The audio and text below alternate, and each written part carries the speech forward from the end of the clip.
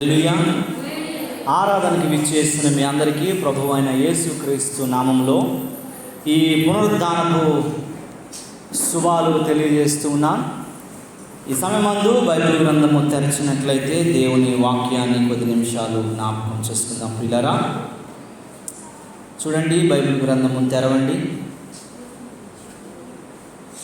ఇగో Joy చూడాల, అస్సలు నువ్వు మాట్లాడడానికి లేదు. దేవుని నామానికి మహిమ కలుగును గాక. ప్రియమైనటువంటి దేవుని బిడ్డలారా, మరి ప్రపంచంలో మనుష్యులు వారి యొక్క జీవన విధానాలు ఎంత ఘోరాతి ఘోరం అయిపోయాయి, ఎంత భయంకరమైనటువంటి స్థితికి వెళ్ళిపోయాయి, ఎంత అట్టడుగు పరిస్థితికి వెళ్ళిపోయాయి అన్న విషయాలు మనల్ని మనము గుర్తు చేసుకోవాలి. ఆమోసు గ్రంథము 5వ అధ్యాయము 1 నుండి 3 వచనాలు క్షుణ్ణంగా చదువుకుందాం. పరిశుద్ధ గ్రంథంలో భక్తుడైనటువంటి ఆమోసు గ్రంథము 5వ అధ్యాయము 1 నుండి 3 వచనాలు. ఈ యొక్క ఆమోసు అనేటువంటి వ్యక్తి ఇజ్రాయేలు ప్రజలకు హితబోధ చేస్తున్నటువంటి సంగతులు. ఒక్క నిమిషం, ఎందుకంటే ఆయన చేస్తున్నటువంటి హితబోధ ఇజ్రాయేలీలు చాలా తెలివైనటువంటి వారైనప్పటికీ కూడా దేవుడు వారితో మాట్లాడిస్తున్నది ఒక ప్రవక్తతోనో, ఒక సేవకుడితోనో, ఒక యాజకుడితోనో కాకుండా వారందరికంటే తెలివి తక్కువడైనటువంటి ఒక పశువుల కాపరితో మాట్లాడిస్తున్నాడు. ఆ పశువుల కాపరితో మాట్లాడిస్తున్నటువంటి ఈ ఆలోచన పద్ధతిని మనం ఒకసారి ఆలోచించబద్దులమై ఉన్నామని దేవుని వాక్యం హెచ్చరిస్తుంది. ఆమోసు గ్రంథము 5వ అధ్యాయము 1 నుండి 3 వచనాలు. ఇశ్రాయేలులారా, మిమ్మును గూర్చి నేనెత్తు ఈ యొక్క అంగలార్పు మాటలను ఆలకించండి. కన్యకైన ఇశ్రాయేలు కూలిపోయెను, ఆమె మరెన్నటికి లేవలేని పరిస్థితిలోకి వెళ్ళిపోయింది. లేవనెత్తువాడు ఒకడును లేడు, ఆమె భూమి మీద పడి వేయబడి ఉన్నది. ప్రభువైన యెహోవా సెలవిచ్చినది ఏమనగా, ఇశ్రాయేలు వారిలో 1000 మంది ఒక ఊరిలో నుండి బయలుదేరి మళ్ళీ ఆ శ్రమ కష్టము సాతాను ఉచ్చుల నుంచి వచ్చేవారు 100 మంది మాత్రమే. 100 మంది అయినటువంటి వారు బయలుదేరి పట్టణస్తుని వెళ్తే 10 మంది తప్పించుకొని వచ్చేటువంటి స్థితిలో మనం ఉన్నాము అని దేవుని వాక్యం తెలియజేస్తూ ఉంది. దేవునికి స్తోత్రము కలుగును గాక. ప్రియమైనటువంటి దేవుని బిడ్డలారా, ఈ యొక్క పశువుల కాపరి అయినటువంటి ఆమోసు సంఘమనబడినటువంటి మనతో ఈ ఉదయకాల సమయంలో మాట్లాడుతున్నటువంటి సంగతులను మనం గమనించాలా, గుర్తించాలా. ఇశ్రాయేలులారా, మిమ్మును గూర్చి నేను ఎత్తు ఈ అంగలార్పును. నా అంగలార్పు అంటే ఏంటండి? ఏడుపుని, నా మొర, నా యొక్క బాధ, నా యొక్క ఏడుపు, నా స్థితిని మీరు అర్థం చేసుకోండి. దేవుడు నాతో మాట్లాడి మీకు ప్రబోధించమని చెప్పిన సంగతులని ఆమోసు సంఘానికి తెలియజేస్తున్న మాటలు ఏంటంట?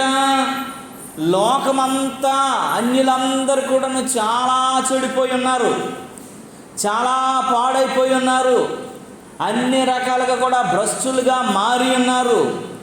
అయితే వారికంటే క్రైస్తవులు ఇంకా ఎక్కువగా చెడిపోయి ఉన్నారని చెప్తున్నాడు ఆయన. అన్యులలాగా మేము లేము అనుకోవడానికి లేదు, వారికంటే 10 చెడిపోయినటువంటి పరిస్థితిలోకి వెళ్ళిపోయారు అని మాట్లాడుతున్నారు. ప్రవర్తన, మాట, చూపు, భక్తిలో నాణ్యత అన్నీ తగ్గిపోయాయి. ఏదో నేమ్సేకి, పేరుకు మాత్రమే భక్తి, పైకి మాత్రమే భక్తి, ముసుగులో బ్రతికేస్తూ ఉన్నారు అని దేవుని వాక్యము ఆమోస్ ద్వారా మనకి వివరిస్తూ ఉంది. ఇక్కడ అంటున్నాడు, కన్యక అయిన ఇజ్రాయేలు ఏమైపోయిందటమ్మా? కూలిపోయెను. కన్యక దేనితో పోల్చబడింది? సంఘముతో పోల్చబడింది. కన్య అని ఎప్పుడు చెబుతారు? కన్యకని పెళ్ళి కాకముందు అనడానికి కంటే పరిశుద్ధతను కోల్పోకముందు శీలము కాపాడుకుంటూ జీవితాన్ని, భక్తిని ముందుకు పరవశములో బ్రతుకుచున్న వ్యక్తులను కన్యలు అని అంటారు. యెరూషలేము కన్యలు అని అంటే ఎవరు? పాపములో, అపరాధములో, వ్యభిచారంలో, దొంగతనంలో, పదాజ్ఞలను అతిక్రమించడంలో ఉన్న వాళ్ళు కన్యలు ఎవరు?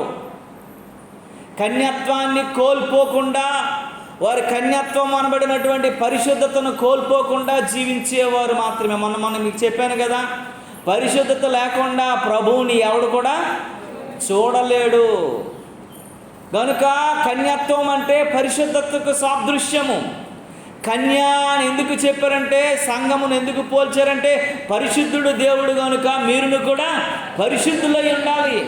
పరిశుద్ధులు మాత్రమే ఎవరిని చూస్తారు? హృదయ శుద్ధి గల వారు ధన్యులు, వారు మాత్రమే దేవుణ్ణి చూస్తారు. కనుకను ఎవడబడితే వాడు చూసేయడానికి అధికారం లేదు.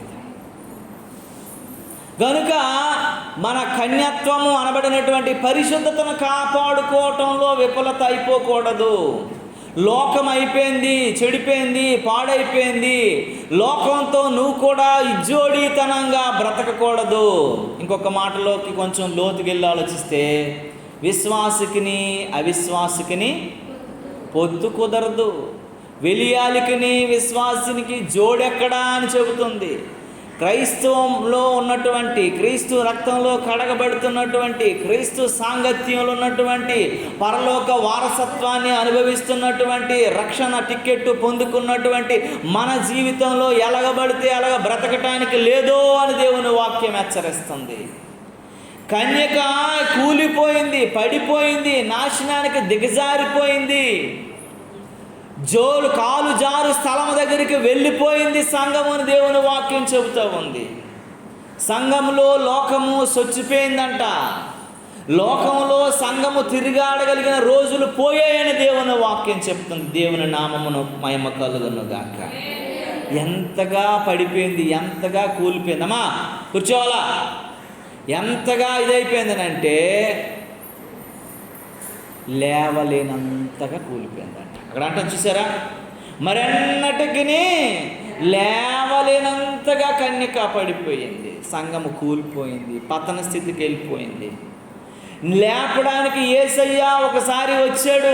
నీ పాప, నీ శాప, నీ అపరాధముల కొరకు కలువరి సిలువలో మంచి యవన ప్రాయంలో తన రక్తాన్ని చిందించి నిన్ను పరిశుద్ధురాలుగా దేవుడు నిలవబడితే, పాపం అనబడినటువంటి యూబె నిన్ను లాగి పడద్రోసింది. అది ఎంతకంటే నువ్వు లేవలేనంతగా పడగొట్టేసింది. నువ్వు లేవలేనంతగా లాగేసింది. లోకం అంట మనుషులు ఏం చేస్తుందటండి? ఆకర్షిస్తుందంట. ఆకర్షణ ఏంటంటే ఎఫెక్షన్, అట్రాక్షన్, ఇంకా చెప్పండి, ఇంకా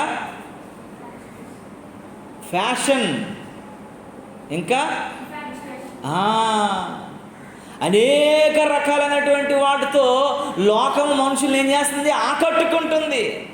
దేవుని వైపు మళ్ళకుండా లోకము వైపు లాగుతుందంట. దేవునికి స్తోత్రము కలుగును గాక.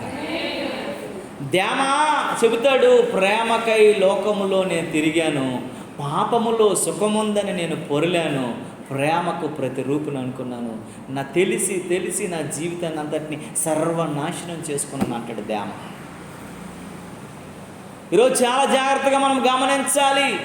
సంఘం అనబడినటువంటి పరిశుద్ధతకు సాదృశ్యం అనబడినటువంటి కన్యక, ఓ సంఘమా, దేవుడు నీతో మాట్లాడుతున్న స్థితి ఏంటంటే, నువ్వు పూర్తిగా పడిపోయావంట, లేవలేనటువంటి స్థితికి దిగజారిపోయావంట, ఇంకా ఆ పాప ఊబిలో కూరుకుపోయినటువంటి పరిస్థితికి వెళ్ళిపోయాము అని దేవుని వాక్యం హెచ్చరిస్తుంది. లేపగలిగిన వాడు ఎవడు లేడు. లేపేసి నిన్ను నిలవబెట్టి నిన్ను ఒక మనిషిగా, ఒక మార్పు మనసు పొందిన వ్యక్తిగా దేవుడు చేస్తే మళ్ళీ కుక్క వాంతి కొరకు తిరిగినట్లుగా మనం ఏం చేస్తున్నాము? లోకం వైపే వెళ్తున్నాం.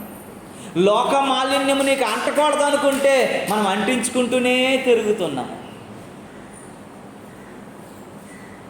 లోకస్తులతో అంటే చూసారా, తామరాకు తెలుసా? అంతమంది తెలుసు తామరాకు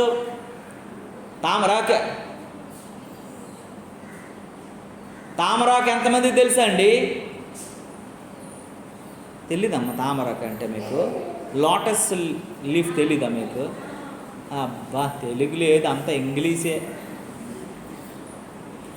లోటస్ లీఫ్ ఎక్కడ ఉంటుంది? బురదలో ఉంటుంది. కానీ బురదను అంటించుకుంటుందా?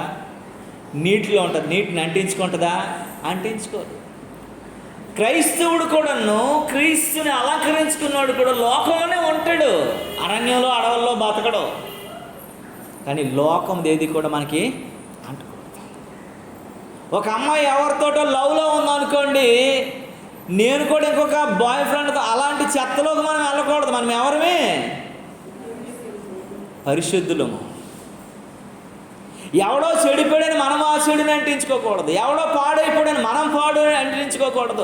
ఎవడో తప్పుడు మార్గాలు ఉన్నాడని మనం తప్పుడు మార్గాలు ఉండకూడదు. మనం పరిశుద్ధులమై ఉన్నాం. దేవుడు పరిశుద్ధుడు కనుక మనమును కూడా పరిశుద్ధులమై ఉన్నాం కనుక మన పరిశుద్ధతను ఏ విషయంలో కూడాను పాడు చేసుకోవడానికి ప్రయత్నించకూడదు.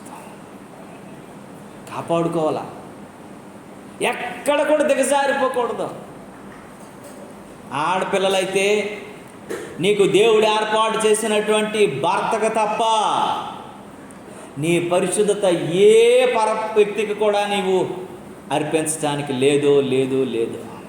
నువ్వు మగపిల్లోడు అయితే నీ భార్యకి తప్ప నీ పరిశుద్ధత నీకు ఎవరికి ఒక అర్పించడానికి లేదు. అది దేవుని నియమము, నిబంధన. వధువా, పెండ్లి కుమార్తె, కన్యక అంటే ఏంటి? పరిశుద్ధతకు సాదృశ్యము.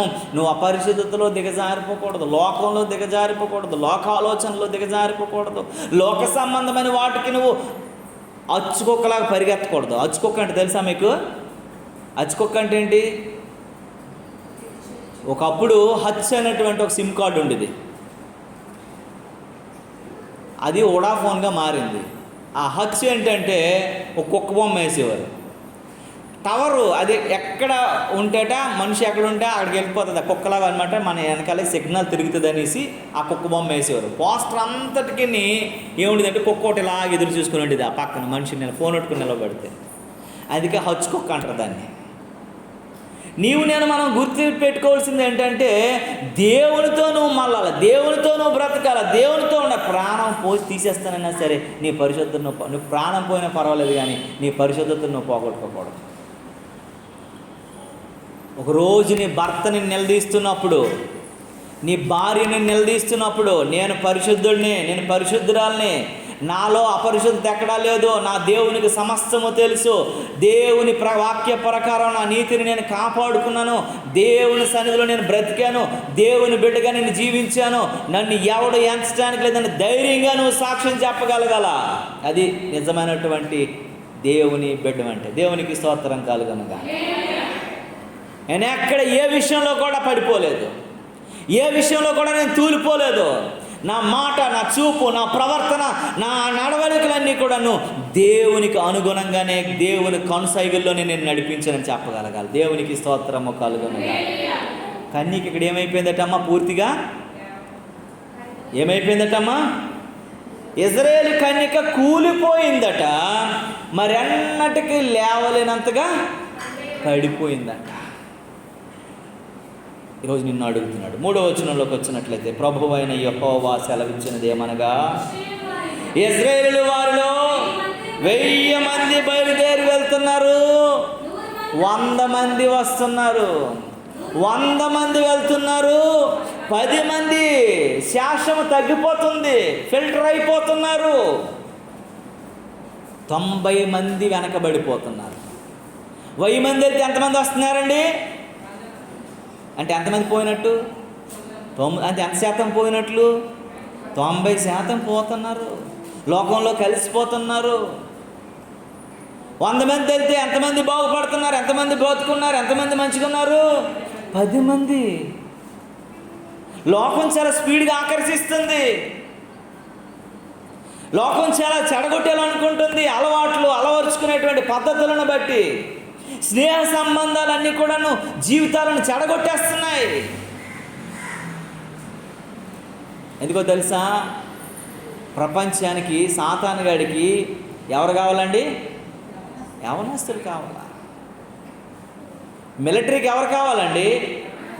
నా కండ్లు ఉన్నాయని చెప్పేసి 50 సంవత్సరాలు వెళ్తే తీసుకుంటాను రా బాబు అని అంటారా పోలీస్కి? 23 సంవత్సరాలు 24 సంవత్సరాల తర్వాత కట్ ఆఫ్. నువ్వు ఇంక పనికిరావు. 24 సంవత్సరాలకి 23 సంవత్సరాలకి వాడిని తీసేస్తారు, ఇంక అయిపోయింది. 18 నుంచి 23 సంవత్సరాలు ఈ 5 ఇయర్స్ స్పాన్లోనే నువ్వు ఉద్యోగాన్ని సంపాదించుకోవాలి. డిఫెన్స్లో కానీ, పోలీసులో కానీ, సిఆర్పిఎఫ్లో కానీ, బిఎస్ఎఫ్లో కానీ, ఎయిర్ ఫోర్స్ కానీ, నేవీ కానీ, ఎందులోనైనా సరే ఆ ఏజ్లోనే. నాకు బలం ఉంది, కాంటలు ఉన్నాయి, ఆస్తి ఉంది, డిగ్రీలు ఇన్ని ఉన్నాయి, నేను వెళ్ళిపోయి నాకు ఇచ్చిరా అంటే ఎవరో. ఎందుకంటే నువ్వు అనర్హుడివి, పనికిరావు. లోకం కూడాను నువ్వు ముసలైపోయిన తర్వాత, నువ్వు పాడైపోయిన తర్వాత, నువ్వు రోగిష్ఠుడు అయిపోయిన తర్వాత, రోగిష్ఠురాలు అయిపోయిన తర్వాత, బలహీనరాలు అయిపోయిన తర్వాత లోకం నిన్ను ఆకర్షించదు. నువ్వు అన్ని రకాలుగా బాగున్నప్పుడే చెడు నడతలు, చెడు మార్గాలు, చెడు ఆలోచనలు, చెడు పద్ధతులు నీ మీద ప్రభావం చూపిస్తాయి, నిన్ను పడగొట్టేస్తాయి. ఎంతగానంటే నువ్వు లేవలేనంతగా. నాతో ఒక బిడ్డ ఈ మధ్య మాట్లాడుకుంటూ, ఏమమ్మా నువ్వు మాట్లాడట్లేదా మీ అన్నతో అని నేను అడిగాను. నేను మాట్లాడట్లేదండి. ఎందుకు మాట్లాడట్లేదంటే నా మీద ప్రమాణం చేశాడు నేను కొన్ని చెడు అలవాట్లు మానేస్తానని, కానీ వాళ్ళలో మార్పు లేదు, అందుకే నేను మాట్లాడడం మానేశానని చెప్పింది. ఎందుకనంటే నా మీద ప్రమాణం చేశాడు. అంటే నా బంధానికి, నా చెల్లి, నా రక్తం పంచుకునేటువంటి అనుబంధానికి విలువ లేకుండా చేసేసాడు కాబట్టి నేను దోచుకోలేదని చెప్పి. చూసారా, లోకం చెల్లి రక్త సంబంధం, అనుబంధం, ఆ ప్రేమ ఆప్యాయతలను కూడా చల్లారి చేస్తుంది, అటే లాగేస్తుంది. బంధాలను కూడా ఏం చేస్తుందండి? తెగదంపులు చేసినట్లు చేసేస్తుంది లోకం. కనుక మనం లోకంతో కాదు ముడిపడి ఉండేది, దేవునితో ముడిపడి ఉండాలి. దేవునికి స్తోత్రం కలుగును గాక. లోకంలోనికి 1000 మంది వెళ్తే ఎంతమంది బయటకు వస్తున్నారండి? 100 మంది వస్తున్నారు. 100 మంది వెళ్తే 10 మంది వస్తున్నారు. కలిసిపోతున్నారు లోకంలో, లోక అలవాటుల్లో, లోక సంబంధమైన వాటిల్లో మునిగిపోతున్నారు, నాశనానికి వెళ్ళిపోతున్నారు, దిగజారిపోతున్నారు. క్రైస్తవ బిడ్డలమైనటువంటి మనము మన విశ్వాసాన్ని మనం కాపాడుకోవాలి. పేతురు రాసిన మొదటి పత్రిక 4వ అధ్యాయం 17వ వచనం అంటాడు, తీర్పు దేవుని ఇంటి వద్ద ఆరంభించే కాలం వస్తుంది అని చెప్తాడు. దేవునికి స్తోత్రము కలుగును గాక.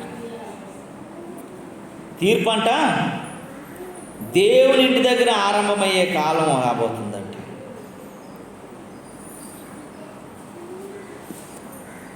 అడంటాడు, తీర్పు దేవుని ఇంటి యొద్ద ఆరంభమగు కాలము వచ్చి ఉన్నది, అది మన యొద్దనే ఆరంభమైతే దేవుని సువార్తకు అవిధేయులైనటువంటి వారి గతి ఏమవును అని అంటాడు.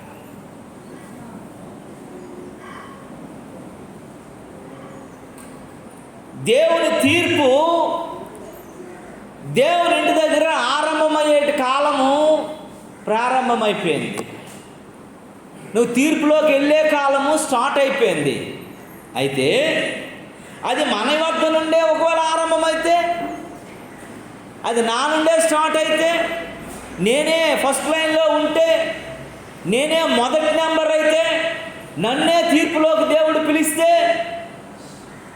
నా పరిస్థితి ఏంటి? చదవండి ఆ మాట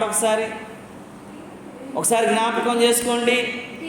తీర్పు దేవుని యొద్దనే ఆరంభమగు కాలము వచ్చి ఉన్నది, అది ఒకవేళ మన యొద్దనే ఆరంభమైతే దేవునికి అవిధేయులైనటువంటి వారి గతి ఏమవుతుందో ఒకసారి జ్ఞాపకం చేసుకోవాలి. దేవునికి స్తోత్రం కలుగునుగాక.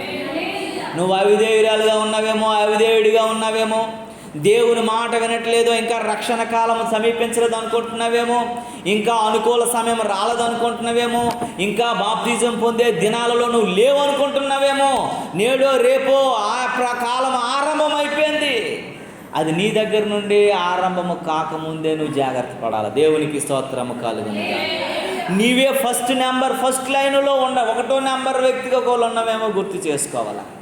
నా వెనకాల ఉన్నారు తరువాత అనుకుని నువ్వు వాయిదాలు వేసుకుంటున్నావేమో. కారణం నీవేగా, నీవు సిద్ధపడి ఉండాలని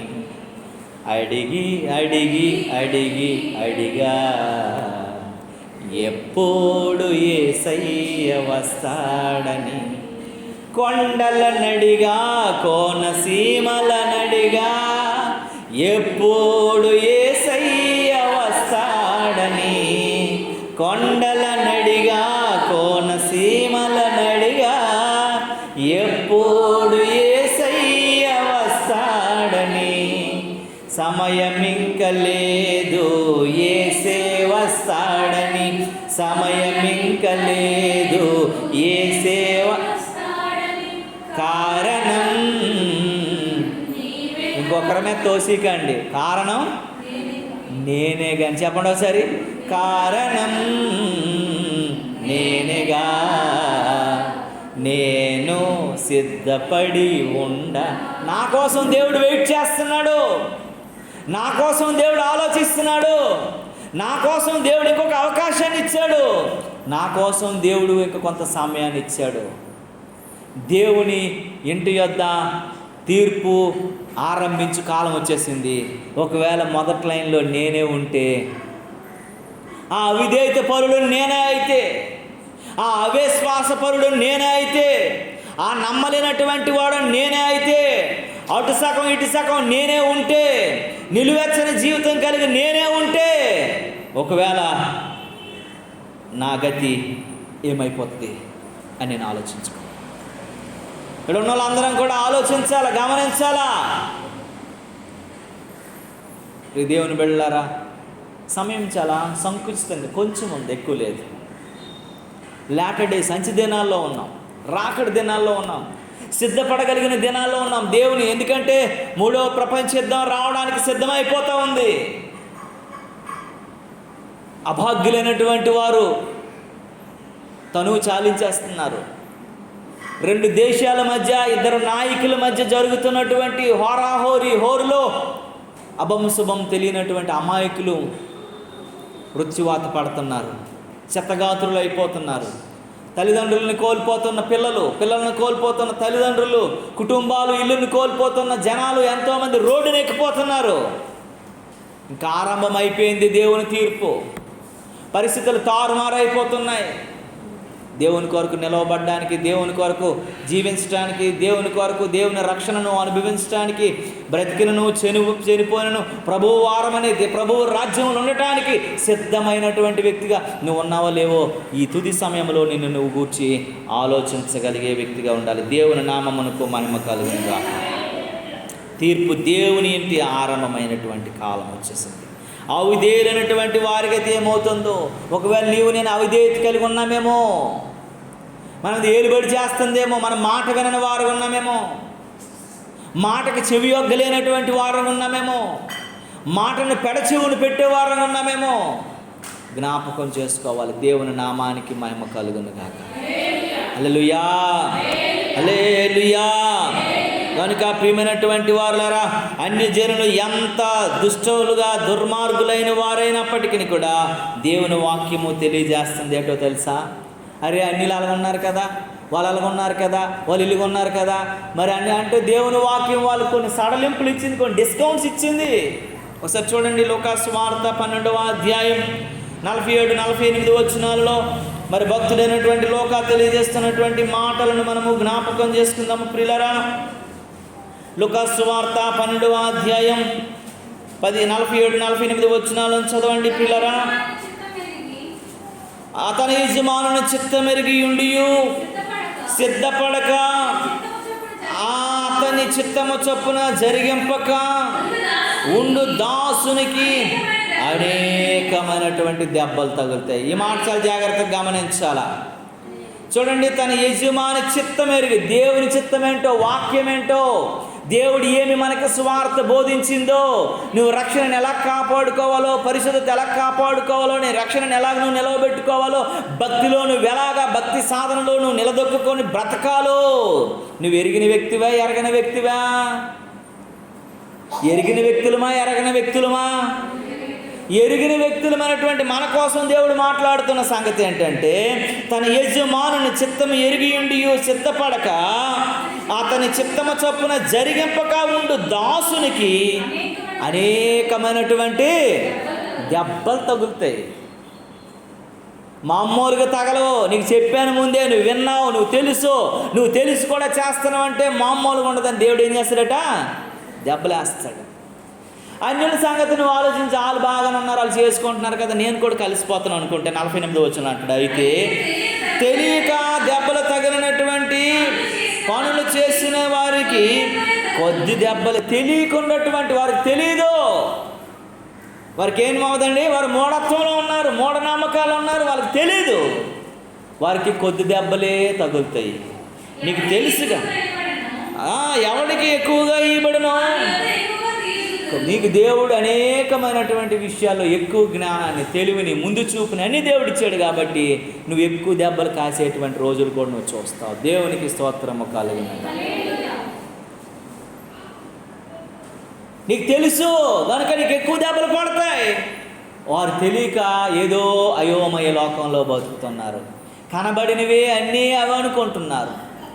వాటిని బట్టే వారు సంతోషిస్తున్నారు. కాబట్టి వారిని దేవుడు ఏం చేస్తాడంటే, వారు తెలియక చేస్తున్నారు కనుక వారిని ఏం చేస్తుంటాడు? తక్కువ దెబ్బ. వదిలేడు దేవుడు ఎవరిని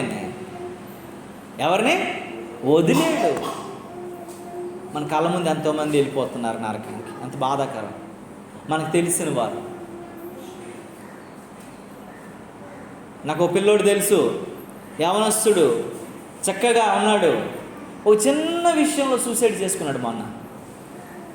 24 years ఓల్డ్, చాలా బాగుంటాడు, చాలా హ్యాండ్సమ్ బాయ్, గవర్నమెంట్ ఉద్యోగం చేస్తున్నాడు.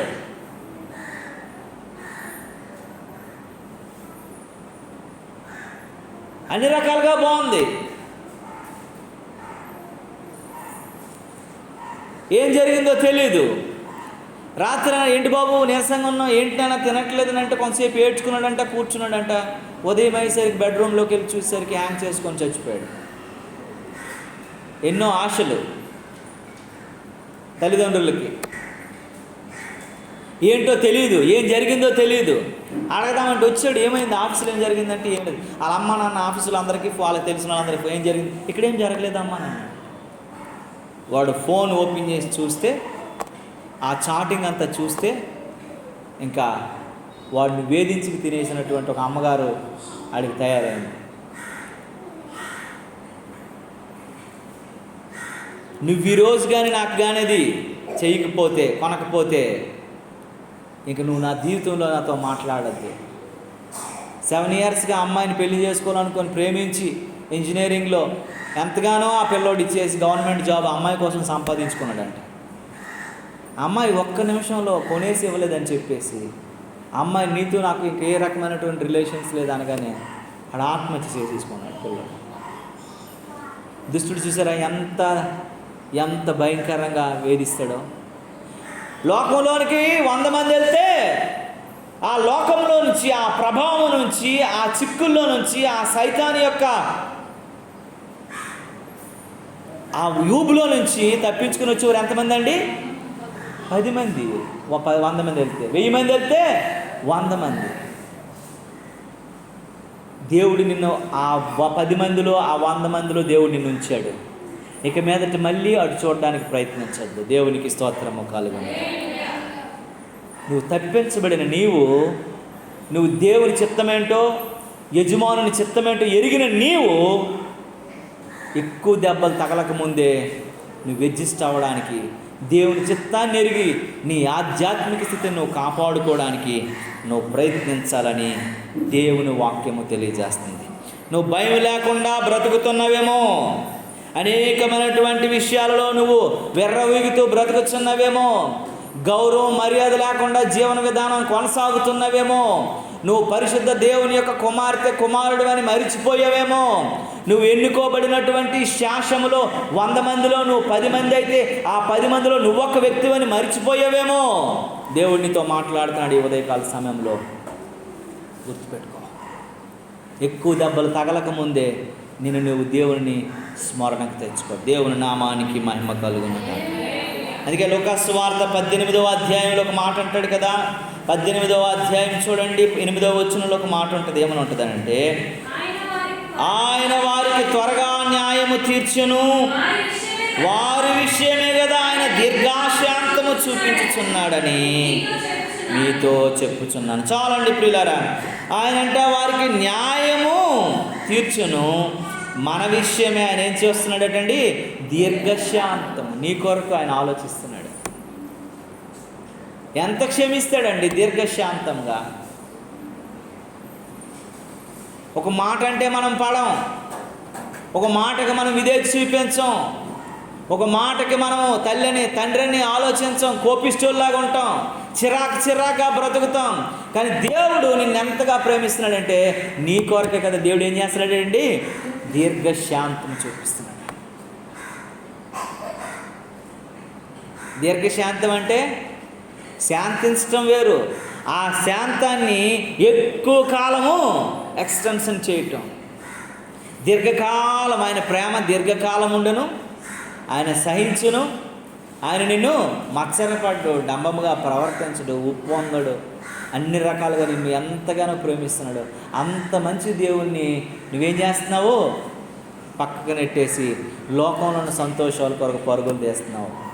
ఈ దేవుని బిడ్డ ఉదయకాల సమయంలో మనందరికీ ఒక హెచ్చరిక ఏంటంటే, దేవుడు దీర్ఘశాంతంని మన ఎడల దేవుడు చూపిస్తున్నాడు.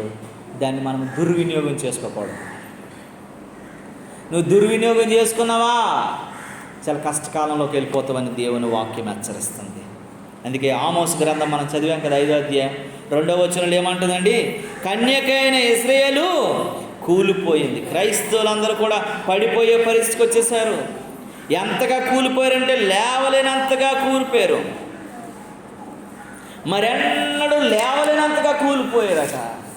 మరి నేను మనం ఒకవేళ ఆ స్థితిలో దిగజారిపోతే మనల్ని మనము సరి చేసుకోవడానికి ప్రయత్నించవలసిన వారమై ఉండాలి. దేవునికి స్తోత్రము కలుగునుగా. ఆత్మీయంగా భక్తిగా ఉన్న స్త్రీ ఉంది. ఈ కూలిపోయే స్త్రీ కాకుండా ఆత్మీయంగా భక్తిగా ఉన్నటువంటి స్త్రీలు కూడా ఉన్నారు. అంటాడు కదా, ఏమని చెప్తాడు తెలుసా, ఆత్మీయంగా భక్తిగా ఉన్నటువంటి వ్యక్తులు కూడా ఉన్నారు, లేరని కాదు. మరి మనము అలా ఉన్నామా లేదన్న విషయాలను మనము గుర్తు చేసుకునే వ్యక్తులుగా మనం ఉండాలి. దేవుని నామానికి మహిమ కలుగునుగా. హల్లెలూయా, హల్లెలూయా. అందుకే ప్రకటన గ్రంథంలో ఒక మాట ఉంటుంది, తెరవనవసరం లేదండి. ఏంటంటే, సూర్యుని ధరించి చంద్రుని మీద నిలిచి 12 నక్షత్రములు కలిగినట్టు కిరీటం పెట్టుకున్న ఒక స్త్రీ. ఎవరిని నీతి సూర్యుడైన దేవుని ధరించుకోయిందంట. చంద్రుడి మీద అంటే చీకటి, పాపము, అపరాధం ఆమెను తగలకుండా చంద్రుడి మీద నిలవబడిందంట. 12 నక్షత్రాలు, 12 గుమ్మాలకు సాదృశ్యమైనటువంటి, అంత నడవగలిగి, అంత తిరగగలిగి, అంత ప్రవర్తించగలిగినటువంటి వ్యక్తిగా ఆమె ఉందంట. దేవునికి స్తోత్రము కలుగునుగా. ఇక్కడ కూలిపోతే అక్కడ ధరించగలిగినటువంటి స్త్రీ ఉంది. నువ్వు ఆ సారూప్యంలోనికి రాలేని వ్యక్తిగా ఉన్నావని నువ్వు ఆలోచించాలి. దేవునికి స్తోత్రం కలుగునుగా. ఎంతగానంటే నేను ఎంతగా కూలిపోయారు, ఎంతగా వెనక్కి వెళ్ళిపోయానంటే, ఏలి ఎంత మంచి ప్రవక్త అండి. ఏలి ఎంత మంచి ప్రవక్త అండి. ఏలికి 2 కొడుకులు పుట్టారు. ఎవరు కొడుకుల పేరు? ఏం పేరు? ఓప్ని, ఫినెహాస్.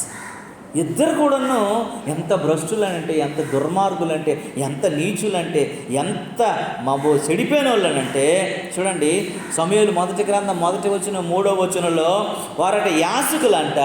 2:12 చూసినట్లయితే వారు దుర్మార్గులని రాసింది. వాళ్ళ చెడు వాళ్ళ యాజకులు వారు చివరికి దుర్మార్గులై ఉన్నారని రాసింది. ఆ ఓప్ని ఆ యొక్క ఫినహాసు ఎలాగా సమూయేలు చేయవలసిన పనులన్నీ చేయవలసిన వాళ్ళు. వాళ్ళ నాన్న అంత మంచి ప్రవక్త అయితే అంతకంటే డబుల్ పోర్షన్ ఆఫ్ ప్రవక్తలుగా ఉండవలసిన వారు, దేవునికి అనేకమైనటువంటి యాజక ధర్మము చేయవలసిన వారు, నిర్వర్తించవలసిన వారు. కానట వారు ఎలాగైపోయారంటే దుర్మార్గులు అయిపోయారట. మందిరంలోనే ఉన్నారు, ప్రవక్తకు పుట్టినటువంటి వాళ్ళు, వాక్యంలోనూ భక్తిలోనూ ప్రార్థనలోనూ అనునిత్యం ఉన్నోళ్ళే, కానీ వారి జీవితాలు చూస్తే దుర్మార్గపు జీవితం. చదవండి వారు, చూడండి. సమూయేలు మొదటి గ్రంథం 1:3 ఒకరు చదవండి. సమూయేలు మొదటి గ్రంథం 2:12 ఒకరు చదవండి.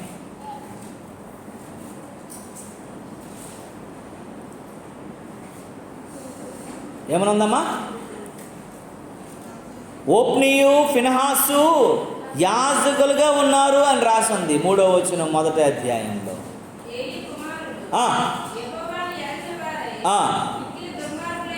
చూడండి 2:12 చూసినట్లయితే వీళ్ళు యాజకులై ఉన్నారట. దేవుల్లో ఉండి, దేవునితో ఉండి, దేవుని యాజకుడై ఉండి, యాజకుని కుమారులై ఉండట, దేవుని ఎరగని వారై ఉండి దుర్మార్గులు, దేవుని ఎరగని వాళ్ళు. చూసారా ఎంత భయంకర మనస్థితి. వాళ్ళు దూరంగా లేరండి, లోకంలో లేరండి. సంఘంలో లోకం సొచ్చియున్నదా, లోకంలో సంఘం తిరుగాడుచున్నదా, నీ బ్రతుకును నీ బోధను యేసయ్య తూచును, నువ్వు తేలిపోదువేమో తరచి తరచి చూచుకో, గతకాలమందు యేసు రాక జరిగి ఉంటే నీ స్థితి ఏమౌను, ఆస్తే మౌను, సంగమే మౌను, సమస్తే మౌను, గమనించినావా ఎప్పుడైనా చులకనాయనా యేసయ్య ప్రేమ, నీకు లోకువాయనా యేసయ్య దీర్ఘశాంతము. నీకు సులకనైపోయిందేమో, నీకు లోకమైపోయిందేమో, ఆయన ఇంకా దీర్ఘశాంతం చూపిస్తున్నాడు అని అంటే దేవుని వాక్యం చెప్తుంది. ఒకవేళ గతకాలమే నిన్నో ఎప్పుడో దేవుని రాకడ జరిగి ఉంటే నువ్వేమైపోయి ఉండేదానివో, ఏమైపోయి ఉండేవాడివో ఆలోచించుకోవాలి. సమయాన్ని వృధాపరచుకోకూడదని దేవుని వాక్యం హెచ్చరిస్తుంది. దేవుని నామానికి మహిమ కలుగును గాక. దేవునితో ఉండి, దేవుని సేవకుడై ఉండి, దేవుని సేవకుని కుమారులై ఉండట వారు దుర్మార్గులను, దేవుని ఎరుగును వారై ఉన్నారట. నువ్వెలాగున్నావు యాన్సలీ? నువ్వు ఒకవేళ దుర్మార్గురాలు ఉన్నావేమో, నువ్వు ఒకవేళ దేవుని ఎరగనటువంటి పరిస్థితులు ఉన్నావేమో, భక్తిలో కాకుండా ఆడుకుంటున్నావేమో చూసుకో. దేవుడు 2 తీర్పులు నీ ఇంటి నుంచే, నీ ముందు నుంచోకోవాలని మొదటి నెంబర్ అయితే దేవుడు నిన్ను ఒకవేళ నిలబెడుతున్నప్పుడు న్యాయ తీర్పులో ఏమవుతావు ఒకసారి జ్ఞాపకం చేసుకో. సేవకుడు నేను పాస్టర్ మా నాన్నని చెప్పుకుంటే సరిపోదు. ఏలియా కూడా పాస్టరే, కానీ ఏలియా పిల్లలంట దుర్మార్గులు, దేవుని ఎరిగినటువంటి. నీకోసం అలా ఇంకొకరు సాక్ష్యం చెప్పకూడదు. ఆ రోజు రాకూడదు. ఆ రోజు రాకుండా మన విశ్వాసాన్ని మనం కాపాడుకునే వ్యక్తులుగా మనం ఉంటాం. దేవుని నామానికి మహిమ కలుగునుగాక. హల్లెలూయా. ఎంత బాధాకరం అండి. సేవకుడు పిల్లలై ఉండి దేవుణ్ణి ఎరగలేదంటే ఎంత బాధాకరం. సేవకుడు పిల్లలై ఉండి దేవుని తెలుసుకోలేదంటే ఎంత బాధాకరం. తన ఇంటికి వచ్చి ఒక ఎవరో బిడ్డ అక్కడ వచ్చి యాజక ధర్మం చేస్తున్నాడు చిన్నప్పటి నుండి. సనుపాలు విడిచినప్పటి నుంచి కూడా అన్నట సమూయేలు యాజక ధర్మం అంటే 2 సంవత్సరాల నుంచి పిల్లడు ఏం చేస్తున్నాడండి? బలులు అర్పిస్తున్నాడు, ప్రార్థనలు చేస్తున్నాడు, యాచనలు చేస్తున్నాడు, స్తుతి బలి అర్పిస్తున్నాడు, స్తోత్రార్పణలు చెల్లిస్తున్నాడు. అలాగ జీవిస్తున్నటువంటి ఆ వ్యక్తులను బట్టి నువ్వు జ్ఞాపకం చేసుకోవాలా. కానీ ఏలీ పిల్లలకు అదృష్టం లేదు, దురదృష్టవంతులు కానీ, దేవుని ఎరగని వారు కానీ. ఒకవేళ అలాగ ఉన్నామేమో మనం జ్ఞాపకం చేసుకోవాలి. దేవుని నామానికి మహిమ కలుగును గాక. హల్లెలూయా, హల్లెలూయా. అందరితో కలిసిపోయి వారు దేవునితో బిడ్డలు అనిపించుకొని ఎన్నటికి కూడా వారు భయం లేకుండా, మోకాల అనుభవం లేకుండా వారట చాలా భయంకరమైన స్థితిలో ఉన్నారని దేవుని వాక్యం చెప్తుంది. రోమీలకు రాసిన పత్రికలో ఒక మాట ఉంటుంది. అపోస్తులైన పౌలు రోమా సంఘానికి తెలియజేస్తాడు. 11వ అధ్యాయం 4వ వచనాన్ని చూడండి ఒకసారి. 4వ వచనాన్ని చూడండి. రోమీలకు రాసిన పత్రిక, ఒక నిమిషం, 4వ చూడండి. 11వ అధ్యాయం 4వ వచనాన్ని చూడండి. అయితే దేవుని మాట అతనితో ఏమి చెప్పుచున్నది?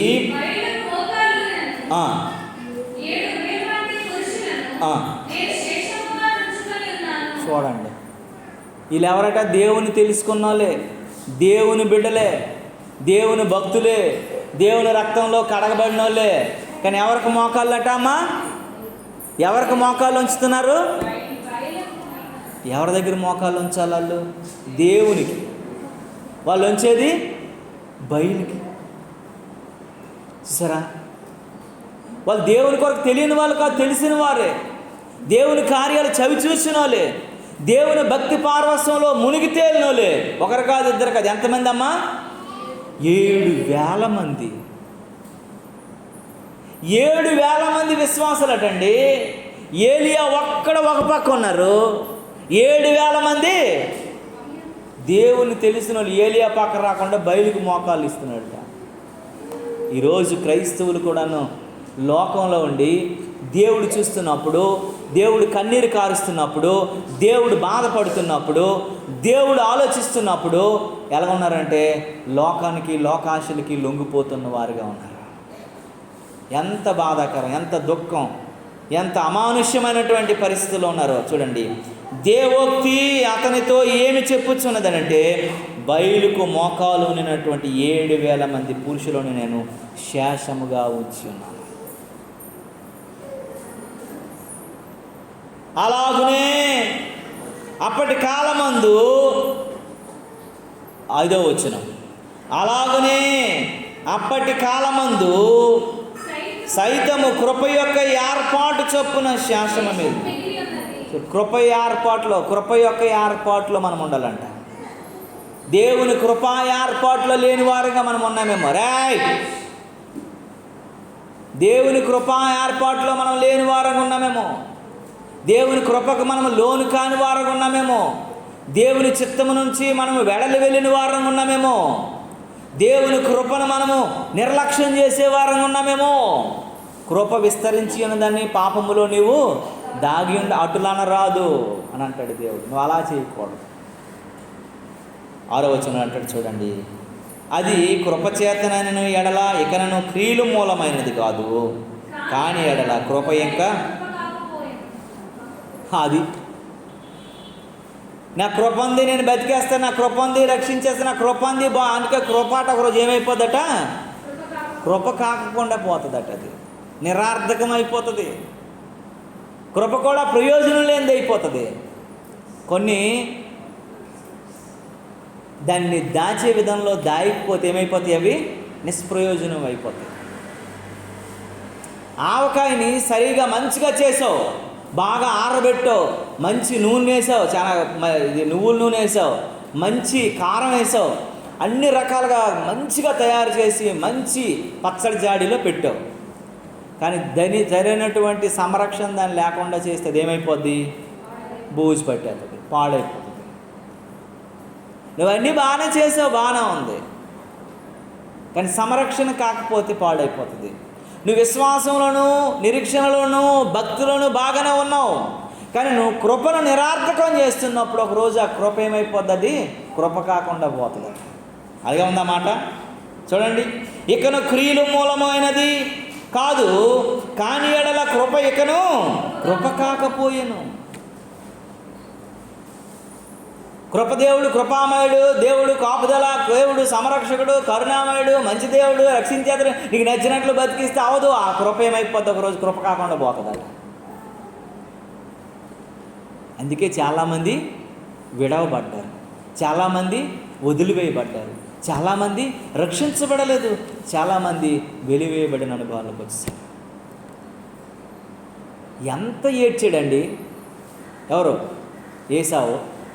ఎంత దుఃఖపడ్డాడు, ఎంత పశ్చాత్తాపడ్డాడండి. ఎబ్రిల్కి రాసిన పత్రికలో ఉంటుంది. ఎంత దుఃఖపడ్డాడో తెరవనవసరం లేదమ్మా. ఎంత దుఃఖపడ్డాడో, ఏడ్చి ఎన్ని రకాలుగా గోజాడి పశ్చాత్తాపడి నెత్తునోరు కొట్టుకున్నాడు. కానీ ఏమన్నాడు దేవుడు? క్షమించలా. కృప ఏమైపోయింది అప్పుడట? కృప కాకుండా పోయింది. కయ్యాను, ప్రభువా తప్పు చేశాను, నన్ను క్షమించను అన్నాడు. కృప కాకుండా పోయింది. ఆదాము, ప్రభువా తెలియకో తెలిసో చేసేసాను, కృప కాకుండా పోయింది. ఎంతోమంది జీవితాలలో కృప కాకుండా పోయింది. ఏమని రాసిందో అక్కడ చూసారా? ఏమని రాసిందో తెలుసా మీకు? ఎంత బాధాకరమో తెలుసా? యోధా పత్రికలో కూడా ఉంటుంది యేసావు కోసం. మనం అనుకుంటాం కదా, ఎన్ని విషయాల్లో మనం వెనక్కి వెళ్ళిపోతున్నాము, ఎన్ని విషయాల్లో మనము ఎన్ని విషయాల్లో చెడిపోతున్నాము. చిన్న చిన్న విషయాల్లోనే భక్తిహీనులుగా మనం మారిపోతున్నాం. దేవునికి స్తోత్రము కలుగునుగాక. హల్లెలూయా, హల్లెలూయా. కనుక ప్రియమైనటువంటి దేవుని బిడ్డలారా, నీవు నేను మనమంట మొట్టమొదటి ఏంటంటే కలిసిపోయేవారు దేవుని బిడ్డలము. కనుక ఎన్నటికీ మనము కలిసిపోతే లోకంతో మనం కానేరమని గుర్తు చేసుకోవాలి. నువ్వు బయలుకు మోకాలు ఉన్నటువంటి వారుగా నువ్వు ఉంటే నువ్వు మిగిలిపోయే శాసనంలో నువ్వు ఉండవని గుర్తు చేసుకోవాలి. నువ్వు కృప యొక్క ఏర్పాటు చొప్పున నువ్వు చేస్తే తప్ప, లేకపోతే నువ్వు శాసనంలోకి రావని గుర్తు చేసుకోవాలి. కృప ఇంకా కృపగా ఉండదని జ్ఞాపకం. యెహోషువ కోసము ఒక మంచి మాట ఉంటుంది యెహోషువ గ్రంథంలో.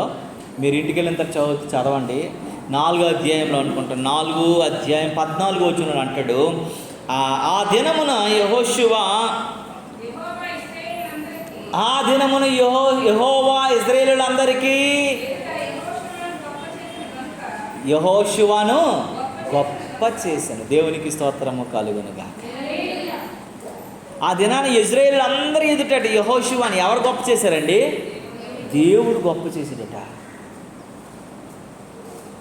రే నికృష్టుడా, ఒరే నీచుడా, ఒరే దౌర్భాగ్యుడా, ఒరే పింజారి అని దేవుడు అనుకున్నాను. యెహోషువని చూడండి రా. ఎందుకన్నాడో తెలుసా? యెహోషువ అందరూ యెహోషువని విడిచి వెళ్ళిపోయినా సరే యెహోషువ అంటాడు, నేనును నా ఇంటి వారును యెహోషువను సేవిస్తాను. మీరు అందరూ నన్ను వదిలేసినా పర్వాలేదు, నేను నా ఇంటి వారు దేవుని కొరకు నిలబడతాను అన్నాడు. అందుకే ఇశ్రాయేలు అందరూ ఎదుటి కూడాను యెహోషువను దేవుడు ఏం చేశాడట? హెచ్చించాడు. నిన్ను హెచ్చించాలంటే లోకమంతా ఒక పక్క ఉండి నువ్వు ఒక పక్క ఉన్నా సరే, నువ్వు దేవుని కొరకు నిలవబడితే లోకంలో ఉన్నవారందరికంటే నీ దేవుడు గొప్ప చేసేస్తాడు. నీకు అర్థం కాదు అది. దేవునికి స్తోత్రం కలుగును. అబ్రహాం ఎక్కడున్నాడండి? ఎవరితో సంబంధం ఉన్న ప్రదేశంలో ఉన్నాడా? కానీ అబ్రహాం అందరికంటే గొప్పగా దేవుడు ఉంచాడు. ఏసేవ్ అందరూ ఉన్న ప్రదేశంలో ఉన్నాడా? బానిసగా ఉన్నాడు, కానీ అందరికంటే దేవుడు గొప్పగా ఉంచాడు. దావీదు అందరూ ఉన్న దగ్గర ఉన్నాడా? అడవుల్లో ఉన్నాడు, కానీ అందరికంటే దేవుడు గొప్పగా ఉంచాడు. డానియేలు అందరూ ఉన్న దగ్గర ఉన్నాడా? ఎక్కడున్నాడు? బానిసగా ఉన్నాడు, కానీ అందరికంటే దేవుడు గొప్ప చేశాడు. మరి అందరిని చేసిన దేవుడు నిన్ను చేయకుండా ఉంటాడా? నిన్ను చేయకుండా మాన్తాడా? ఇప్పుడు మనం పాట పాడాం కదా, అగ్ని ఏడెంతలై మండుచుండెనను,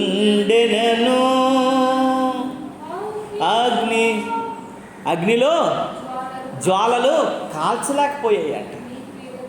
ఆ దేహాలను కాదు కదా, ఆ బట్టలట పొగ వాసన కూడా రాకుండా, వాక్యం రాసింది పొగ వాసన కూడా రాలేదట. ఆ స్మోక్ వాసన చూసేస్తున్నారట. ఇలా అక్కడ ఉన్నారు, ఎక్కడ నుండి వచ్చారని. వాళ్ళు ఎలాగైతే ఫ్రెష్గా సెంటు కొట్టుకొని చక్కగా అందులోకి వెళ్ళారో అంతే ఫ్రెష్గా బయటకు వచ్చారట. ఎవడు? నెబుకద్నెజరు పిచ్చెక్కిపోయాడు, జుట్టు పేకేసుకున్నాడు, బుర్రలాగేసుకొని, అరే బాబు ఏం చెప్పాలో అర్థం కాక, ఏం చేయాలో అర్థం కాక ఏమంటున్నాడో తెలుసా అండి? వీళ్ళు దేవుడు దేశం దేశం దేశం దేశం అందరికీ కూడా దేవుడై ఉన్నాడు. దేవునికి స్తోత్రం కలుగునుగాక. వాళ్ళు ఎలాంటి నియమంలోకి వచ్చారండి? మా దేవుడు రక్షించు సమర్థుడు, రక్షించకపోయినా మేము సస్తాం, కానీ ఆ తప్పు పని మాత్రమేమో అని చెప్పినందుకు దేవుడు ఎలా ఉంచాడు ఆయన్ని? ఒక 3 వ్యక్తుల ద్వారా బబులోను రాజ్యాన్నే దేవుడు రక్షించుకున్నాడు. దేవునికి స్తోత్రాన్ని కలుగుతుంది. నీ ఒక్క వ్యక్తి ద్వారా శంకరపేట వ్యక్తిని రక్షిస్తాడు. మనం అన్నాం కదా, ఒక్కడుంటే దేవుడు రక్షిస్తావా ప్రభువా, 2 ఉంటే రక్షిస్తావా? అబ్రహాం బేరం ఆడతాడు కదా, 50 మంది ఉంటే, 40 మంది ఉంటే, 30 మంది ఉంటే, 10 రే సరైన వాళ్ళు 2 ఉన్నా రక్షించేది, ఒక్కడుంటే రక్షిస్తాను అన్నాడు. లోతు ఉన్నాడు కదా, లోతు అటుసాకం ఇటుసాకం ఉన్నాడు రా బాబాడు, లోతైన స్థితిలో ఉన్నాడు కాబట్టి లోతును మాత్రం రక్షిస్తాడు. నువ్వు అడిగావు కాబట్టి మిగతాలందరినీ లేపేస్తాను అన్నాడు. దేవుడు లేపాడు. కానీ నిన్ను బట్టి ఈ ఊరంతా రక్షించబడాల. నీ ప్రార్థన, నీ కన్నీరు ఈ ఊరు కోసం ఒకరోజు సాక్ష్యం చెప్పగలగాలి. నీ కన్నీరు పరలోకపు రాజ్యంలో దేవుని బలలో గుడిలో చేరినవై ఉండాలి. ఒకరోజు దేవుణ్ణి సిద్ధపరచాలా, ఈ ఊరిలో అడుగుపెట్టే స్థితికి తీసుకురాగలగాల. నీ అంగలారు, నీ బాధ, నీ రోదన, నీ యొక్క ప్రార్థన దేవుణ్ణి ఏం చేయాలటండి? అసలు నిద్ర పట్టకుండా చేసి పెట్టాలి. ప్రభువా నా ఊరు, నా ఊరు, నా ఊరు. యెహోషువ అన్నట్టు దేవుడు ఏం చేశాడటండి? గొప్ప చేసి మెచ్చుకున్నాడట. ఇలాంటి వాళ్ళు ఉండాలి రా బాబు, మీరేం మనుషులు, ఇన్ని చేసినా సరే మీకు విలువ మర్యాద లేని మనుషుల్లాగా ఉన్నారండి. ఒక మాట చెప్పి నేను ముగించేస్తాను. ఆమోసు గ్రంథం 5వ అధ్యాయం 14-15 మనం చదువుకున్నటువంటి దానిలోకి మనం వద్దాం ఒకసారి.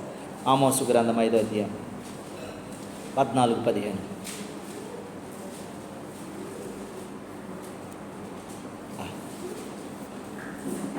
మీరు బ్రతుకున్నట్లు కీడు విడిచి మేలు వెదకండి, అలాగు చేసిన ఎడల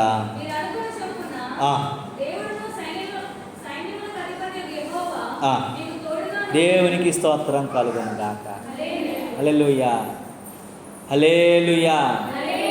దేవుని వాక్యం ఏం చెప్తుందో తెలుసా? దేవుడు ఏం మాట్లాడుతున్నాడో తెలుసా? దేవుడు ఏమి బోధిస్తున్నాడో తెలుసా? మీరు బ్రతుకున్నట్లు కీడును విడిచి మేలును వెతికే వారం ఉండాలి. మనం బ్రతకాలంటే మనలో ఉన్న ప్రతి కీడు, ప్రతి లోకాశలు, లోకంలో ఉన్నవన్నీ కూడాను వదిలేసే వారం ఉండాలంట. వాటిని తప్పించుకునే వారం ఉండాలంట. మనము నీకు తోడుగా దేవుడు ఉండాలనుకుంటే నువ్వు కీడు విడిచే వ్యక్తిగా ఉండాలి, మేలుని ఆశ్రయించగలిగే వ్యక్తిగా ఉండగలగాలి, సంతోషాన్ని ఆనందించాన్ని అవలంబించగలిగే వ్యక్తిగా ఉండాలని దేవుని వాక్యం హెచ్చరిస్తుంది. దేవుని నామానికి మహిమ కలుగును. 15వ వచనం అంటాడు, కీడుని ద్వేషించి మేలుని ప్రేమించే వ్యక్తి. నువ్వు కీడుని విడిచి ఉండబట్టాల. నువ్వు కీడుని విడిచాట కీడుని ద్వేషించే వ్యక్తిగా ఉండాలంట, మేలుని ప్రేమించే వ్యక్తిగా ఉండాలంట. అందుకే యోసేపు సంతతిలో, యెహోవా యోసేపు సంతతిలో శేషించిన వాని అందు కానీ మిగిలిన వారు ఉన్నారు కదా. ఎవరా మిగిలిన వాళ్ళు?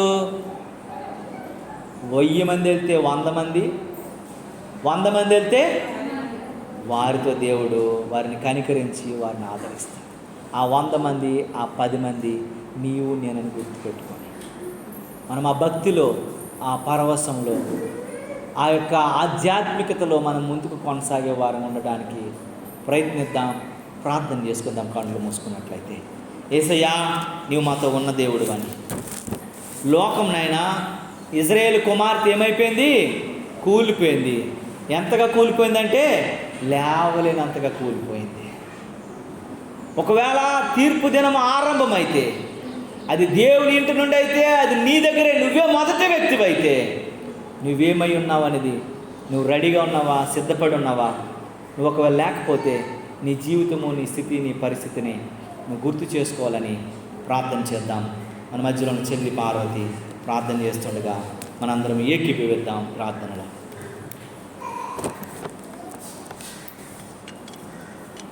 యానికే స్తోత్రాలు.